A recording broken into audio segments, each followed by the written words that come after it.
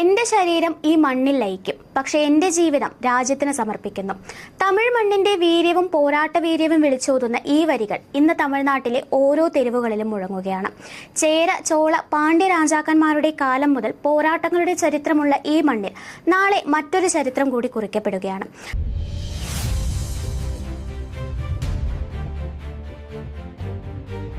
ദളപതി വിജയ് തമിഴ്നാടിന്റെ മുഖ്യമന്ത്രിയായി അധികാരമേൽക്കുമ്പോൾ ഈ രാഷ്ട്രീയ മാറ്റത്തിന്റെ വേരുകൾ എവിടെ നിന്നാണെന്ന് നമ്മൾ തിരിച്ചറിയേണ്ടതുണ്ട്.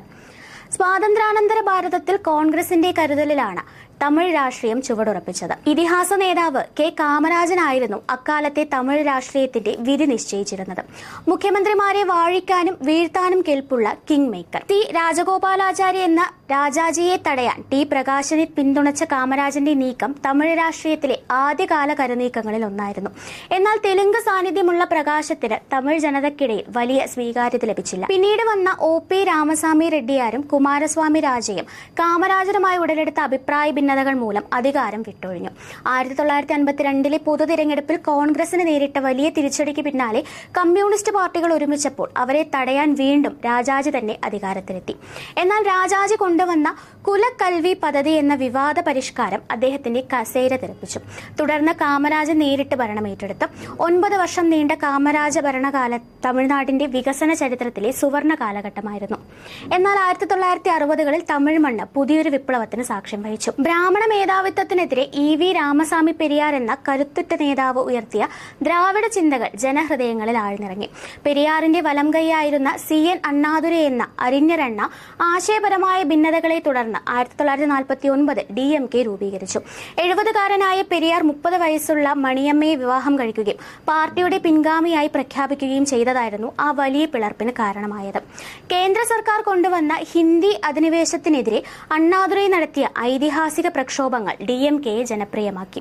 1967 കോൺഗ്രസിന്റെ അപ്രമാദിത്വം തകർത്ത് അണ്ണാദുരൈ മുഖ്യമന്ത്രിയായി.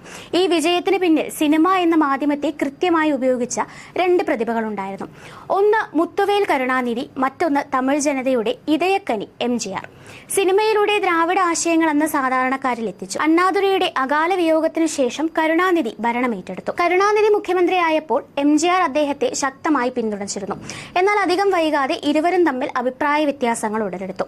പാർട്ടിയിലെ അഴിമതികളെക്കുറിച്ച് എം.ജി.ആർ. പരസ്യമായി ചോദ്യങ്ങൾ ഉന്നയിക്കാൻ തുടങ്ങിയതോടെ 1972 അദ്ദേഹത്തെ ഡി.എം.കെയിൽ നിന്നും പുറത്താക്കി.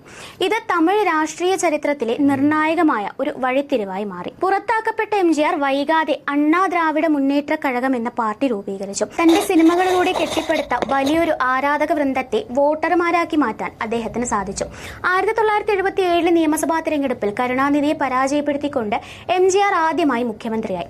പിന്നീട് മരണം വരെ അദ്ദേഹം ആ പദവിയിൽ തുടർന്നു. എം.ജി.ആറിന്റെ കാലശേഷം പാർട്ടിയിൽ ഭിന്നതയുണ്ടായെങ്കിലും അദ്ദേഹത്തിന്റെ രാഷ്ട്രീയ പിൻഗാമിയായി കുമാരി ജയലളിത ഉയർന്നു വന്നു. അമ്മ എന്ന് വിളിക്കപ്പെട്ട ജയലളിതയും കരുണാനിധിയും തമ്മിലുള്ള രാഷ്ട്രീയ പകപോക്കലുകളുടെയും വൈരാഗ്യത്തിന്റെയും ഒരു നീണ്ട അധ്യായത്തിനാണ് പിന്നീട് തമിഴ്നാട് സാക്ഷ്യം വഹിച്ചത്. അടുത്ത 30 വർഷത്തോളം തമിഴ്നാട് രാഷ്ട്രീയം 2 ധ്രുവങ്ങളിലായി കറങ്ങിത്തിരിക്കും. ഒരിക്കൽ ഡി.എം.കെ എങ്കിൽ അടുത്ത തവണ എ.ഐ.എ.ഡി.എം.കെ എന്ന രീതിയിൽ ഭരണം മാറി മാറി വന്നു.